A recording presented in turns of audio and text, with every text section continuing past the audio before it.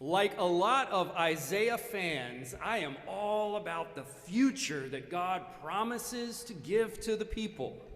When you pass through the waters, I will be with you, and through the rivers, they shall not overwhelm you. When you walk through fire, you shall not be burned, and the flames shall not consume you. Words from Isaiah 43. Or these from Isaiah 56. My house shall be called a house of prayer for all peoples. Or Isaiah 61, the Spirit of the Lord is upon me because the Lord has anointed me. He has sent me to bring good news to the oppressed, to bind up the brokenhearted, to proclaim liberty to the captives and release to the prisoners, to proclaim the year of the Lord's favor. I'm all about these future visions, especially the one at the end of today's text, that speaks to me in these days when our city can't seem to catch a break. Your ancient ruins shall be rebuilt. You shall raise up the foundations of many generations. You shall be called repairers of the breach, the restorer of streets to live in. It's that vision that I've held in my heart through the last 18 years of ministry in Baltimore, where I have believed that our city could be the best city on the East Coast, a majority black city, which I believe could set a national model for a kind of rebirth that doesn't displace black or brown or poor people in order to get better, that preserves our irreplaceable architecture, our quirky neighborhood flair, refusing to imitate New York to the north or DC to the south. A city that lives into John Waters' tagline, Baltimore, come and be shocked. Not from the murders, not from the dysfunction, not from the broken pavement or the boarded up homes, but shocked that a renaissance could happen by building a city like a garden in which to grow beautiful people, to paraphrase Jim Rouse. It's that vision that has driven me in the last 2 years of my public leadership with many of you in the BUILD organization, working through a global pandemic to answer a fundamental question asked by our current mayor before he even took office. What would it take, he wanted to know, to make your organization's redevelopment success on the East Side my administration's strategy citywide? It's not hard to see why he asked that of the organization that our congregation has been a part of since the 1980s, when we are still remembered as one of the first predominantly white faith communities to join this black-led, faith-grounded group. After all, BUILD's development approach has worked, increasing the population of 3 neighborhoods at the same time that the rest of the city has been hemorrhaging people, doubling the median income in those neighborhoods, cutting the vacancy rates from above 40% to below 7%, restoring the wealth of hundreds of homeowners without displacing a single person, keeping a 90% plus black neighborhood 90% plus black, even cutting the murder rate in half. Scaling up that vision is what attracted me to this kind of work, relating to other faith leaders on the front lines of neighborhoods like Edmondson Village, Franklin Square, Darley Park, and Johnson Square, with hope instead of hand-wringing, facing the boarded-up realities of our streets with the conviction that our ruins shall be rebuilt, surviving the daily sirens in some of our neighborhoods with the belief that we will raise up many generations, engaging the trauma of so many families with the expectation that the words of Scripture are trustworthy and true and can lead us all to become repairers of the breach. Visions do that, don't they? They paint a picture of the world as it could be, the world as it should be, watering the most parched places of ourselves when the world is harsh and untenable. And the beautiful vision at the end of Isaiah is especially satiating after 39 blistering chapters of judgment at the beginning of the book. 39 chapters of rant from a prophet whose words were all about what the people had done wrong, all about a verdict delivered from the Lord with a sentence of exile imposed in harsh and unforgiving rhetoric. I prefer the vision without all the tension on the front end. I prefer the beautiful vision without all the harsh rhetoric. I prefer the vision without all the threats and the shouting that precedes it. Indeed, this part of Isaiah, the third and final part of the book, is supposed to be emptied of all the judgment. The first part of Isaiah is all judgment. The second part is mostly about the promise of return. And this third and final part is supposed to be all about restoration. Yet here comes the prophet with fire still in his mouth. Announce to my people their rebellion, to the house of Jacob their sins. They ask of me righteous judgments. They want God on their side. Why do we fast, but you do not see? Why humble ourselves, but we do not notice? Answer, well, you serve your own interest on your fast day and oppress all your workers. You fast only to quarrel and to fight and to strike with a wicked fist.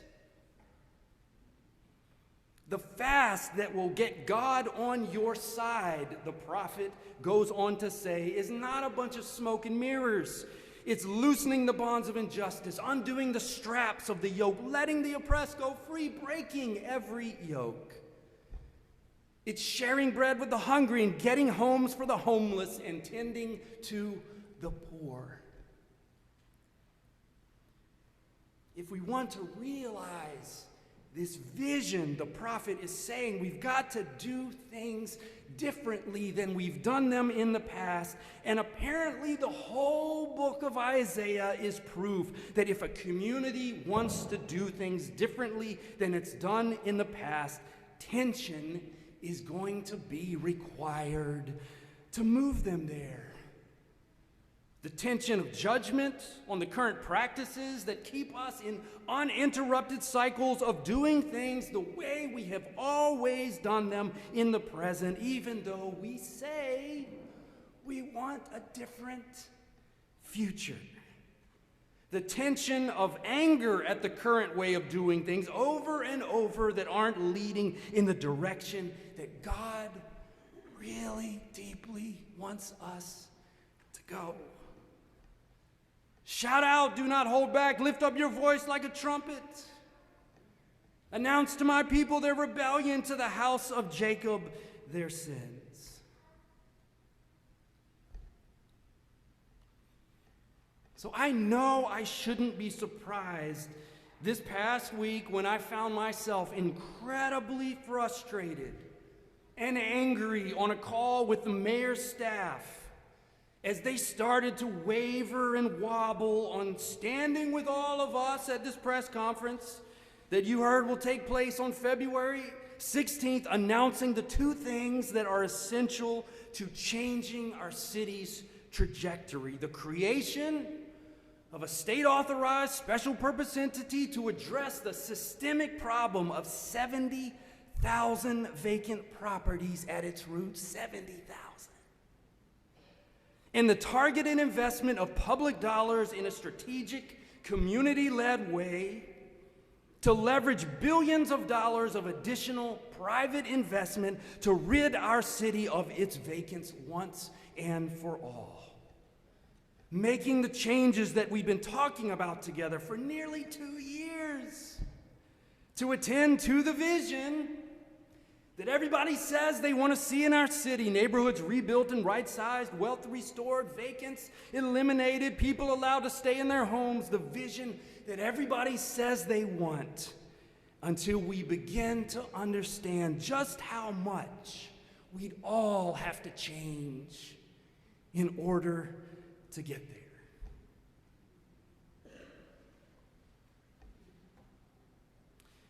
I shouldn't have been surprised, but I was surprised. Surprised and angry for all the meetings, the time, the power, your power, and the power of so many other people of faith and community leaders who have put blood, sweat, and tears into walking the streets. Countless meetings with agency heads, corporate leaders, municipal bonding experts, state legislators, and the top vacancy experts in the country. All that work, 121-page report scheduled to be released this Thursday. All that to run up against business as usual in Baltimore, the slow grinding down of neighborhoods and leaders who are tired of the status quo. I was surprised, I must confess, because like so many white middle-class people, I was raised to believe that if you have all the facts, do all the right research, talk to all the right people, that is what leads to change. And despite a couple of decades of on-the-ground training to the contrary, it is very hard of me to let go of my miseducation. Because, I would like to live in a world where the vision of the prophets alone is what leads to change, not raised voices or judgment on the current ways of doing business, the public tension that precedes the change. I don't like creating tension. I can see myself in those middle-class white clergymen who Dr. King critiqued from that Birmingham jail so many years ago for their preference of a negative peace, which is the absence of tension, he said, to a positive peace, which is the presence of justice. I can see myself in some of our public leaders who use most of their elite education to communicate to us what we can't do instead of working to accomplish what we must do together.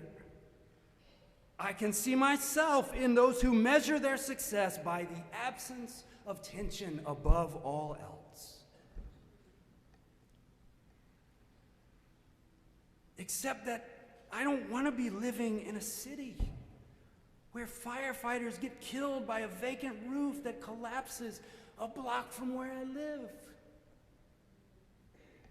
Where people start fires inside of vacant homes to stay warm. And murderers hide the bodies of their victims.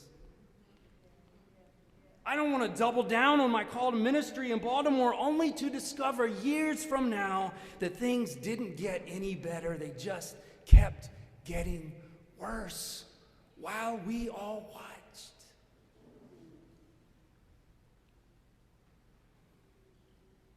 The city is going to need tension to shake us out of our acceptance of all this mess, our acceptance of 300 plus murders a year, our acceptance of 70,000 vacant properties, our acceptance of absentee owners and speculators that buy up property and don't fix them up.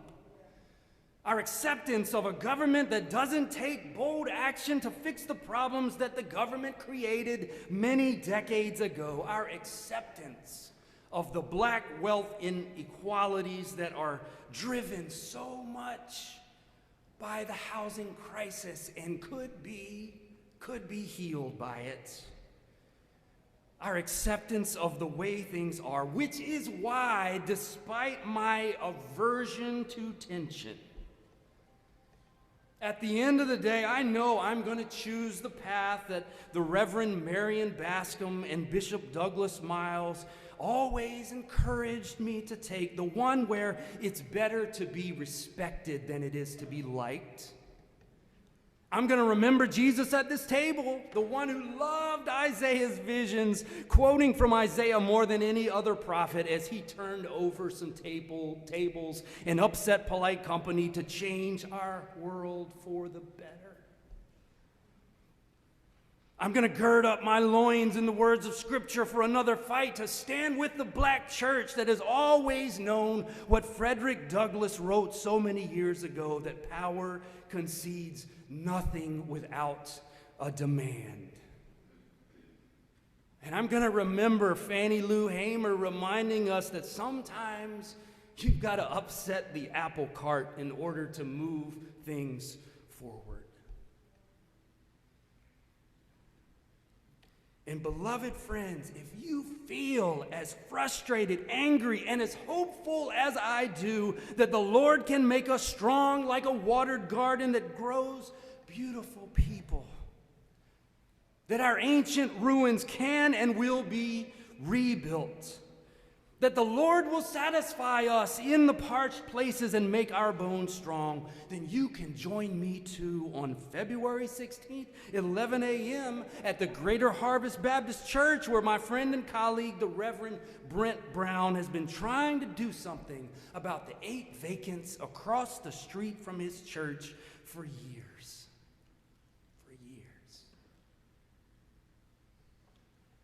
We can stand together in all the tension that prophets taught us is necessary to become repairers of the breach, restorers of streets to live in.